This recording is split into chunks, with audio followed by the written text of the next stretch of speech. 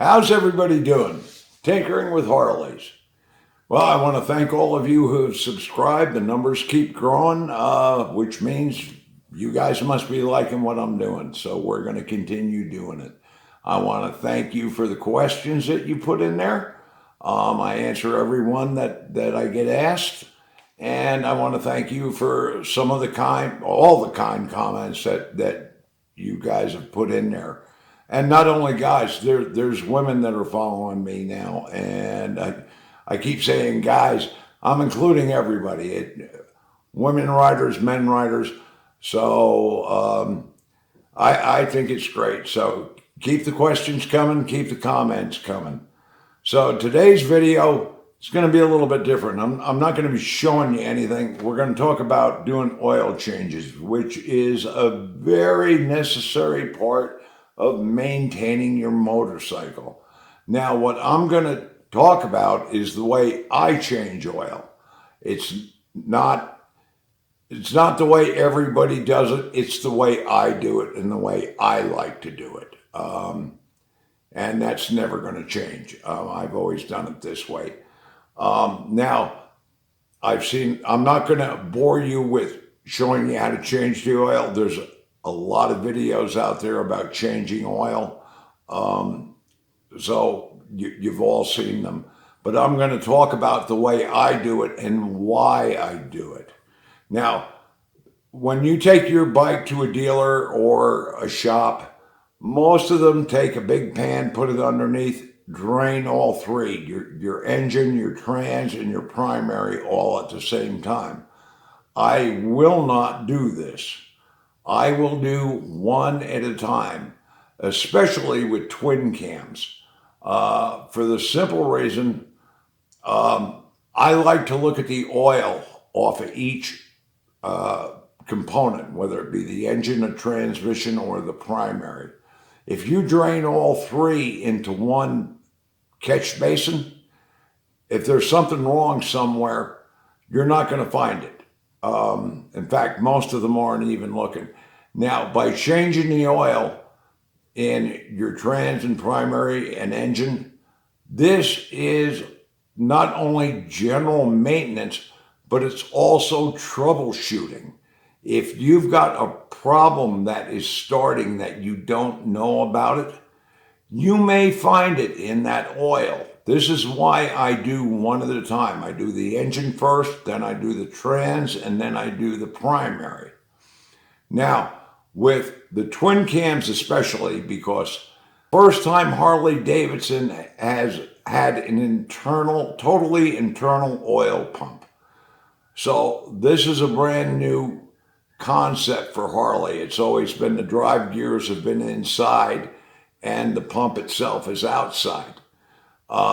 So now it's inside on the pinion shaft.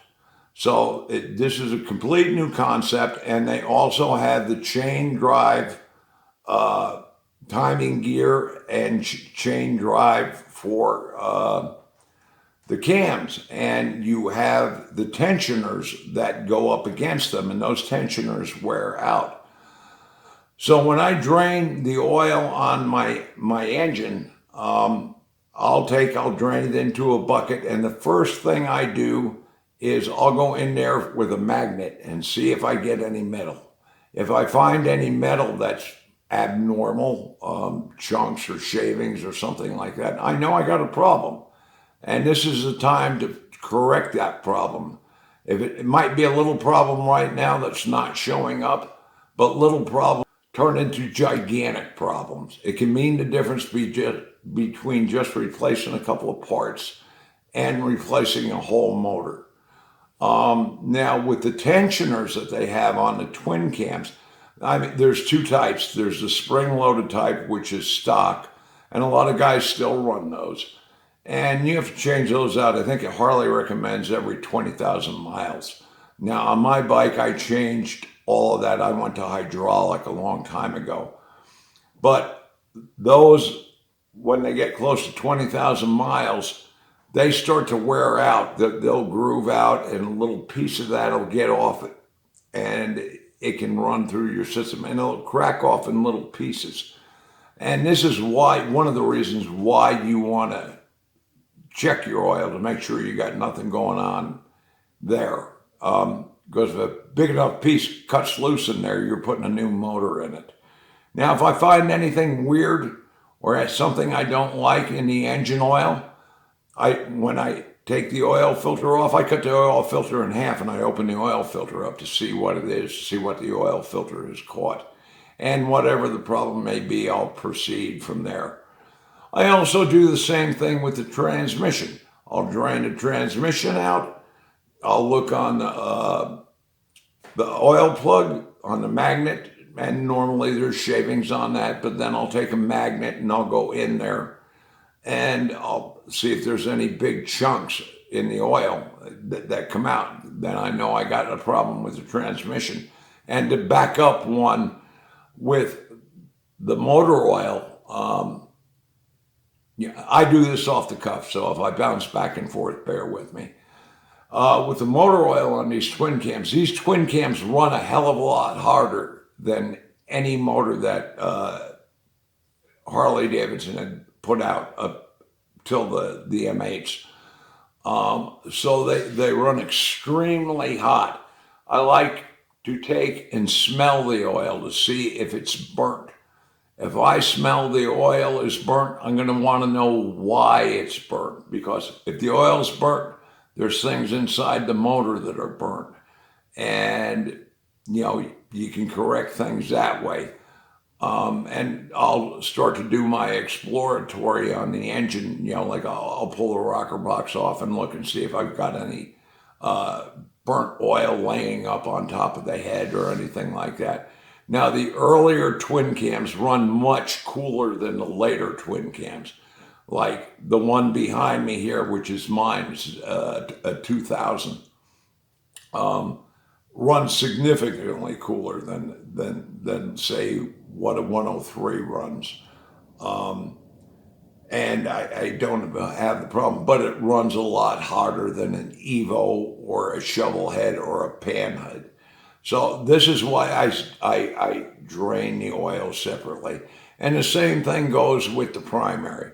If you drain the primary out, I go in there with a magnet. If I come up with metal pieces on that magnet, I know the compensator's going to start to be going.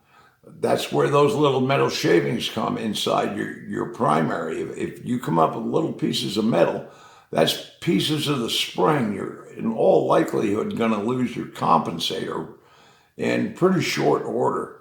So this is why I do it. Now, there's nothing wrong with draining all three at once, but you can't do an early exploratory on what's going on with all three components, where if you do it separately, you can analyze every component and check the oil, make sure it's not burnt, make sure there's no foreign objects in there. And that's the time to find it. Not when it breaks down on the side of the road. When you have it in your garage or in a shop, that's when you find the early problems that aren't going to cost you a fortune. Hell, I forgot what I was going to say. That's what happens when you go off the cuff. But this is why I do it this way. And I'm not saying everybody go ahead and do this. You do it the way you're comfortable with. This is the way I do it. This is how I am most comfortable doing it. And this is how I've always done it. And prior to having the wet clutch, you only had two to drain. You only had the engine and the trans. Once they came in with the wet clutch, then you had three. But you can find a lot of problems or potential problems when you're changing your oil if you examine the oil itself. So that's pretty much going to be the video for today.